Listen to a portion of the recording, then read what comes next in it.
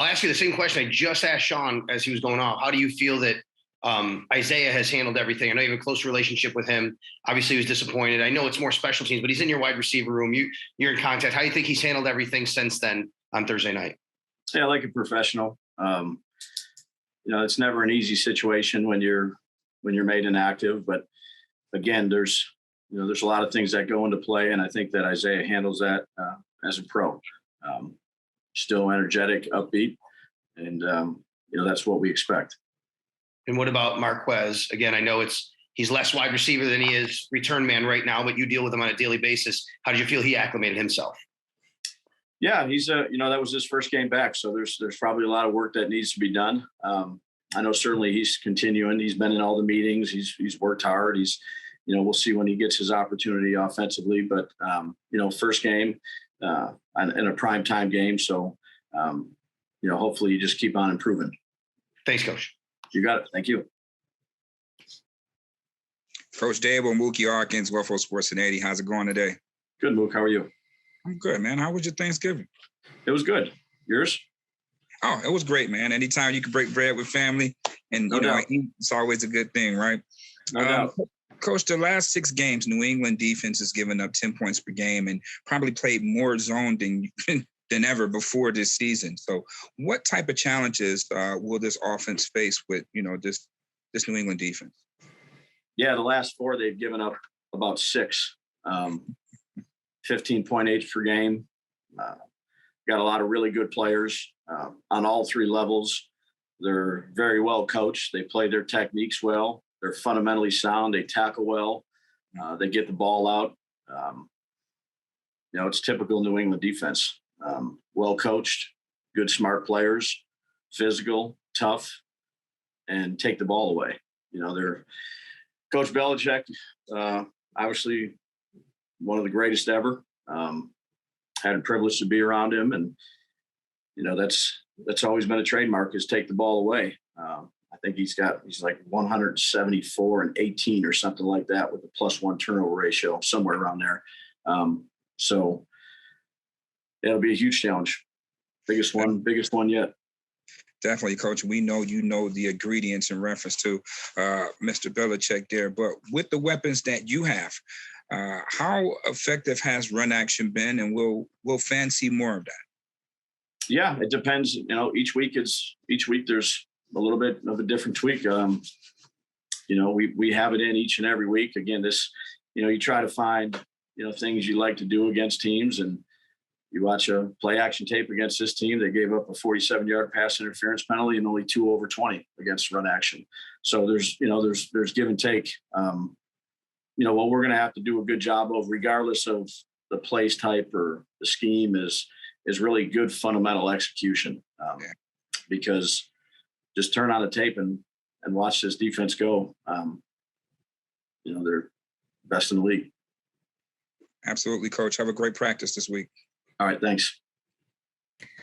Hey, Dabes. Hey, Maddie. How are you? Good. How are you? Good, thanks. I know you just talked about the Patriots defense and just the clinic that they put on and have put on for multiple years, but is there anything that you can say just going against our defense in practices every week that helps you prepare for a defense like the Patriots, knowing that the Bills have had a pretty good defense over the last few years as well? Yeah, it's different. Again, it's good competitiveness when you're going against your team, but when you're getting ready to play a game, like, you hope all the fundamentals that you practice and the techniques and the things that you need to do offensively to win a game, which it always starts with fundamentals. Taking care of the football is it's a premium on that. But again, you play against different players. I'd say they do a variety of things defensively. They use a variety of players.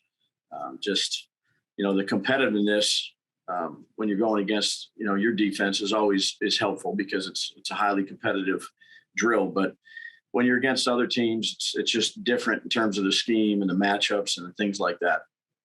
And I know every single game, the next game is the most important one, but you being from this area, is there anything different atmosphere-wise about Monday Night Football in Buffalo?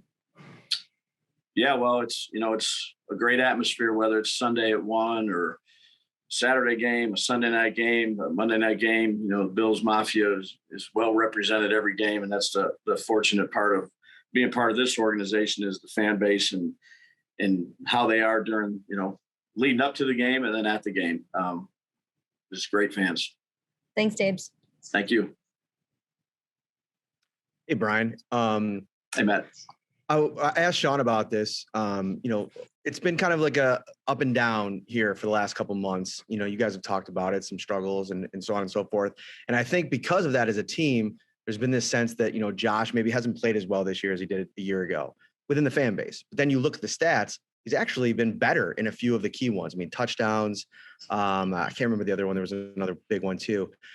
Why maybe has the production not met the eye test in some cases with him? Because it does seem like he's playing just as well as he did a year ago.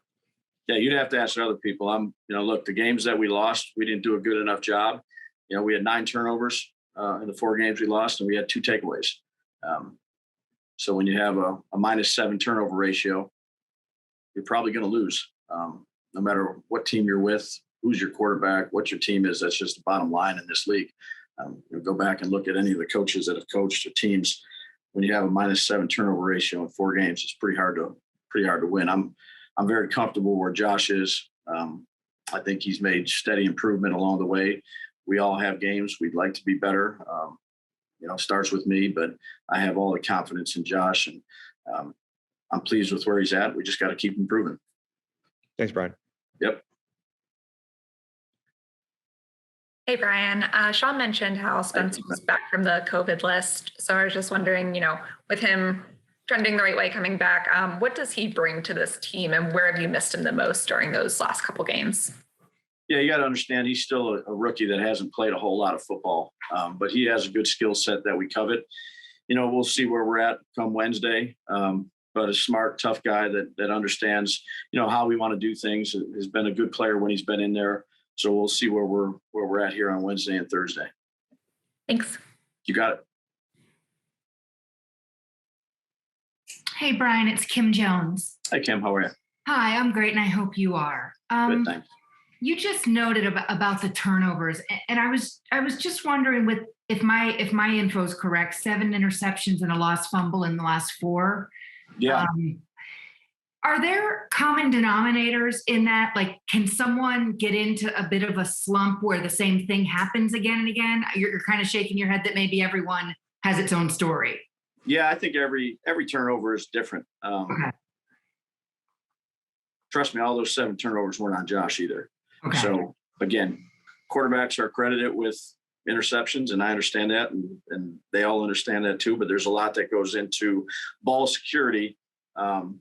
I'd say at all levels of the offense, whether it be the offensive line, protecting inside out, keeping the depth and width of the pocket, you know, running backs knowing who to block, blocking them properly, receivers running the proper adjustment, the quarterback making right decisions. You know, ball security is a team thing. It's certainly something we stress every day at practice. And it'll be huge like it is every week, but particularly this week against New England.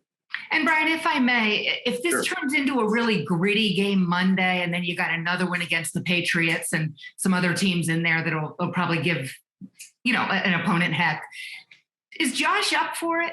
Like, do you ever see anything where the moment is still maybe or as ever too big for him? No, I think he really trusts, you know, his preparation throughout the week, Tim. Okay. He's a tireless worker. He has his routine and how he prepares for an opponent and how he takes care of his body. And I think that's the most important thing, is really not the result, but the process throughout the week that, you know, puts him in best position that he's ready to play his best football, you know, regardless of the opponent. Perfect. Thank you, Brian, very much. Yep, you got it.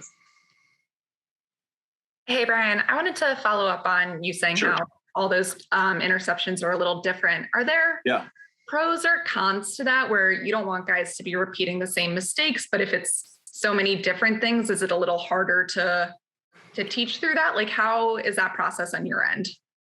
Yeah, no, you again, after a game, you go through, sometimes you go through the entire game, sometimes you go through select amount of plays, but the players and the coaches are all watching it together. And each play is a correction in its own right. Some are really positive things that, this is the standard and how we want things to be done. And some are things that we need to correct, whether that be a call or a coaching point, or maybe a technique or a fundamental. So again, whether it's a turnover or whether it's a footwork or whether it's a catching technique or whether it's how you hold the ball, there's so many different things. And each week you're always trying to, look at the things you did the previous week and correct it. And look, something might happen in week 2 that we corrected that don't show up again until week 12.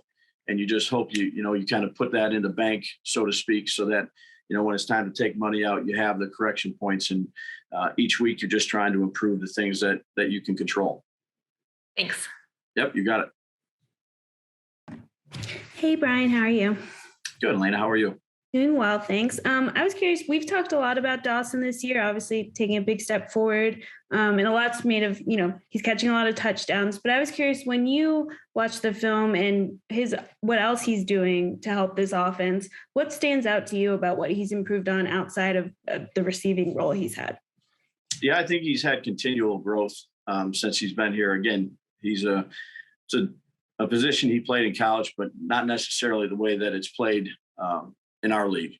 And he's done a great job along with, I'd say, his position coach, Rob Boris. He's done a really good job working with him and improving footwork or pass protection technique or double teams, run blocking, like all the things that, not necessarily he did at college at Ole Miss, but he's had to improve each step along the way. That's the good thing about Dawson is he just got that growth mindset of improving and getting better. And he knows there's still a lot to go. And what do you think that has done for Josh? Like, how has that helped him having Dawson as an option in that way? Sure. Well, anytime you can surround a quarterback with good players that the quarterback can trust and, know that where they're going to be and read their body language. And, he has comfort level of, turning it loose before his head's turned. I think that's, you have to build that along the way. You don't come in and it just doesn't take right off. There's a lot of work and preparation and practice time and reps that go along with that.